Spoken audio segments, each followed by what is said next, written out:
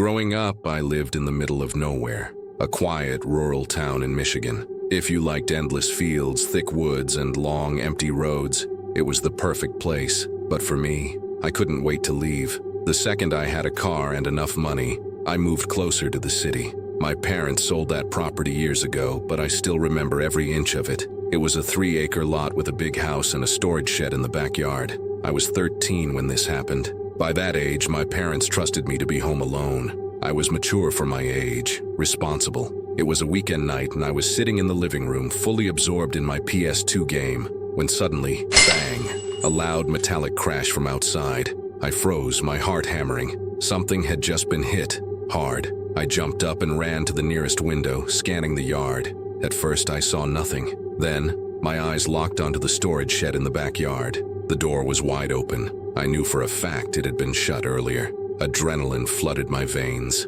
I sprinted to the closet, grabbed my dad's rifle, and stepped outside. The night was eerily quiet. I crept toward the shed, gripping the rifle tight. "Who's in there?" I called out. Silence. I reached the doorway, my pulse pounding in my ears. I made sure to announce that I had a gun before peering inside. The shed was packed. Riding mower, quad, old furniture, shelves cluttered with tools. Plenty of places for someone to hide. Something about the stillness felt wrong. A cold dread settled in my gut. I stepped back. Instead of searching, I slammed the shed door shut and locked it. Then, I turned and hurried back into the house, locking every door behind me. From the living room window, I watched the shed, waiting, watching. The door was heavy. No way it had just swung open on its own. Someone had been out there, maybe still was. After what felt like forever, I decided to call my dad. I picked up the landline and dialed his cell. No answer. I left a voicemail, trying to keep my voice steady. Then, I went back to watching the shed. The weight of the rifle in my lap didn't make me feel any safer. I was about to give up and turn on the TV when, creak!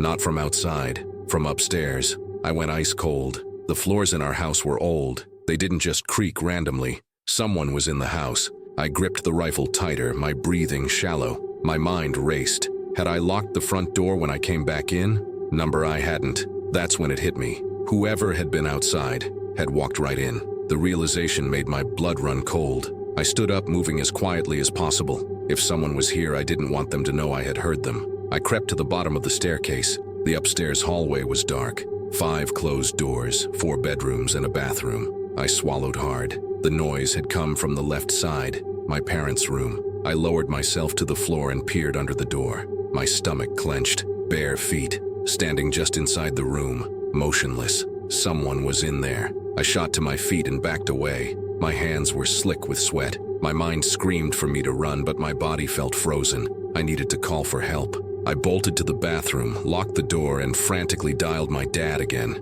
straight to voicemail. My hands shook as I hung up and dialed 911. The dispatcher answered, and I whispered everything as quickly as I could. Then, footsteps, slow, deliberate, coming down the stairs. My grip on the phone tightened. I slapped it onto speaker mode, the dispatcher's voice crackling through. The footsteps stopped outside the bathroom door. A long silence. Then, a deep voice. "What's up, kid?" My body locked up. I will never forget that voice. If I heard it today, I'd recognize it instantly. Terror seized my throat, but I forced myself to speak. I made my voice strong. "I'm on the phone with the cops. I have a gun." The dispatcher responded right on cue, her voice loud over the speaker. "Are you safe? Officers are on the way." For a moment, nothing. Then, the doorknob twisted. It didn't budge. Locked. A pause. Footsteps retreating, fading into silence. Then a loud slam. The back door. I exhaled shakily, my chest rising and falling fast. I stayed on the phone until the police arrived.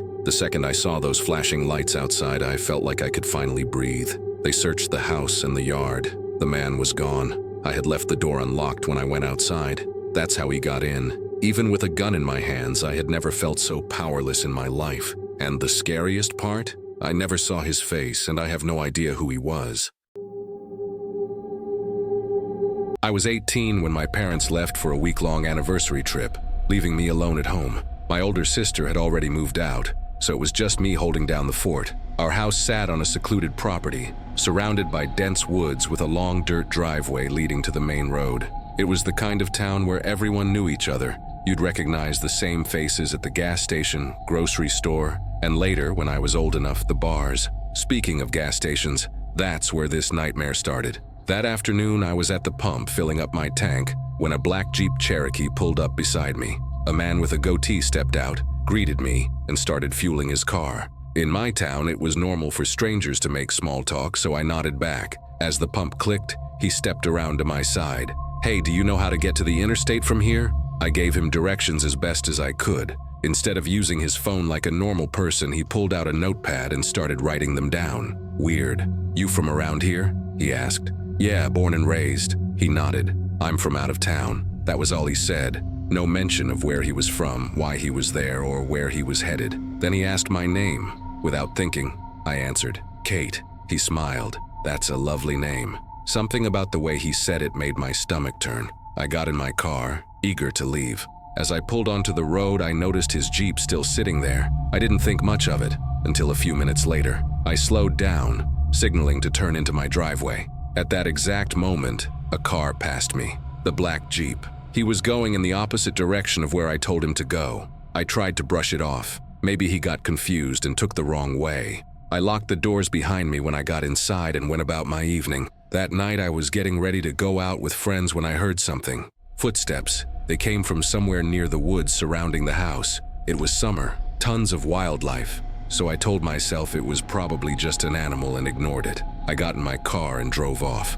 But when I came back home that night, walking up to the front door, my blood ran cold. A voice called out from the darkness, "Kate." I stopped dead in my tracks. The voice came from somewhere in the trees. My chest tightened. No one had any reason to be out there. No neighbors would call my name like that without announcing themselves. Panic set in.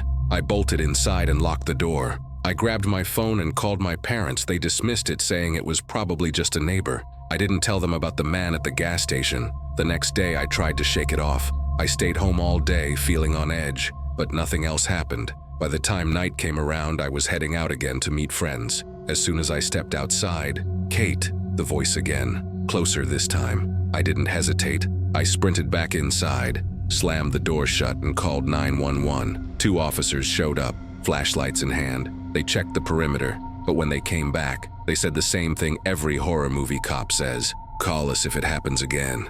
That didn't make me feel any better. I avoided going outside until the next afternoon when I had work. My shift dragged on, and by the time I got home, I was exhausted. I pulled into the driveway and stepped out of my car. Then I heard it. Footsteps. Slow, heavy. A chill ran down my spine. I turned, expecting to see an animal, maybe even a neighbor. Instead, from the darkness, that same sickeningly familiar voice called out, "Kate, don't call the cops on me again, cutie." A wave of terror crashed over me. I clenched my fists, my voice shaking with rage and fear. "You need help. You're sick." Then I ran inside and called the cops again. When they arrived, they searched the area once more. Nothing. My parents urged me to stay with a friend for the night. I didn't hesitate. My friend Alex told me to come over, so I packed a bag. Before stepping outside, I checked the windows, making sure no one was lurking nearby. Then I bolted to my car. I turned the key in the ignition. A noise. Right outside my driver's side window. A man in a face mask, trying to open my door. I couldn't even scream.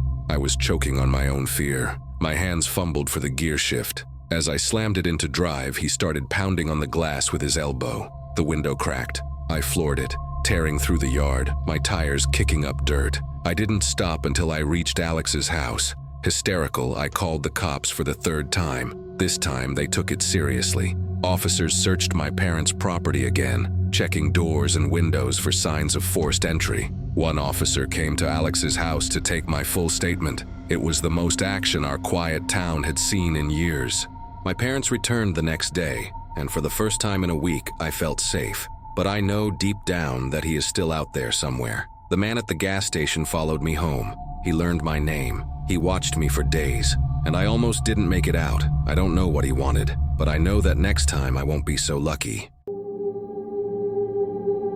It was a night I barely remember the reason for, just that I was home alone. My entire family was out, and I was left in the quiet house, enjoying my usual weekend routine. Back then, I was obsessed with StarCraft, often losing track of time as I played deep into the night. The house was dimly lit, just the glow of my monitor casting eerie shadows across my room. I was fully immersed in my game when suddenly, ding dong, ding dong. The doorbell rang twice, breaking my focus. Annoyed but not thinking much of it, I hurried to the door, wanting to get back before I lost my match. "Who is it?" I called out, my hand hovering over the lock. A soft, fragile voice murmured something on the other side. It sounded like a woman, but I couldn't make out the words. Cautiously, I cracked the door open, keeping the storm door locked between us. Standing outside was an older woman with a kind smile, her hands clasped behind her back. She looked harmless, but something about her demeanor made my stomach tighten. "Can I help you?" I asked, my voice cautious. She nodded and said she needed to use a phone. She asked if she could come inside. Even as a kid, I was taught never to let strangers in, no matter who they were. But her persistent smile made the rejection feel awkward. Instead of outright refusing, I directed her to the library down the street, where they surely had a phone she could use. Her smile never faded, but the words that followed sent a chill down my spine. "That's very rude, to turn away an old lady asking for help." Her tone didn't match her expression, and suddenly, her smile felt forced, almost predatory. "I'm sorry," I said quickly. "My parents don't allow strangers inside. It's a house rule." I started closing the door, my heart racing, but she didn't move. She just stood there, grinning, her eyes locked onto mine. I hurried back to my room, shaking off the unease, but just as I sat down, ding dong, ding dong, she was back. I ignored it. No way was I opening that door again. Something about her wasn't right. I tried to refocus on my game, but then, clink, clink, a tapping sound came from my window. The blinds were down, shielding me from whatever was outside, but I knew it had to be her. My room was the only one with the lights on. It was obvious someone was inside. My stomach twisted as the tapping continued, something metallic clinking against the glass.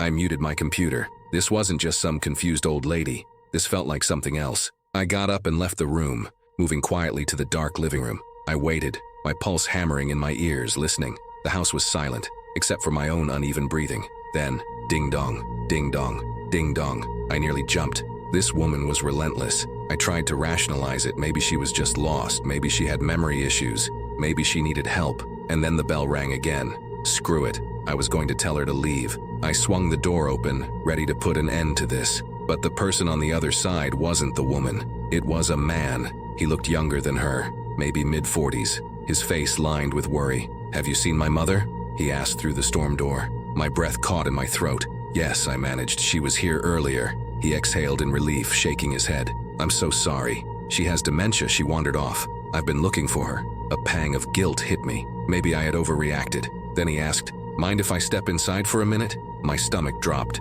Why did he need to come in?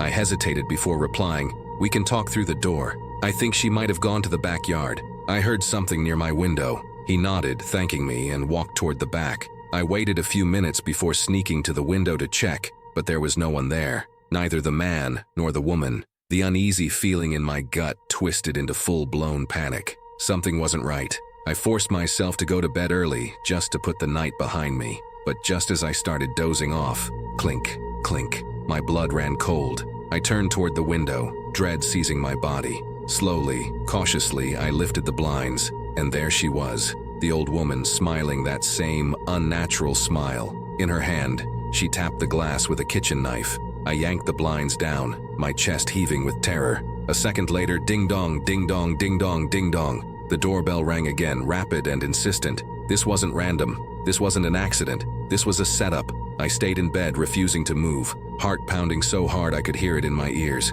I had no cell phone. I wasn't calling the cops. I was just going to wait it out. Eventually, the ringing stopped. The next morning, I told my dad what happened. He agreed. It sounded like a robbery attempt, or worse. Maybe the woman really had dementia. Maybe the man really was her son, but it was all too perfect. Why did he need to come inside? Why didn't he search the backyard? And most importantly, why was she smiling while tapping a knife against my window? I might have avoided something truly horrifying that night. And just a week ago, something happened that brought all those memories rushing back. My friend Cody had asked me to watch his dog, Theo, a little Pomsky who barked at just about everything. When he started losing his mind at the back door, I barely paid attention, just told him to be quiet, but he wouldn't stop. Annoyed, I went to let him out, but the second I reached the door, I froze. Through the screen, I saw a man staring right at me. He was in the backyard. He wasn't supposed to be there. "Who are you?" I demanded, my heart hammering. He didn't answer right away. He just stood there before finally asking, "Have you seen Melissa?" Melissa was Cody's younger sister, in her 20s. This guy, he looked 55, drunk and homeless. I told him to leave. "No one named Melissa lives here." "You sure?" he asked, tilting his head. I nodded. "Yeah, and there are cameras everywhere." His demeanor changed. He stepped back, muttered something under his breath, and left. Later, when I told Cody, he asked Melissa if she knew the guy. She had never seen him before in her life. The fact that he was trying to get in through the back door, it made my skin crawl. Maybe he was confused. Maybe it was innocent, but maybe, just maybe, it wasn't. And that's why no matter what, always keep your doors locked.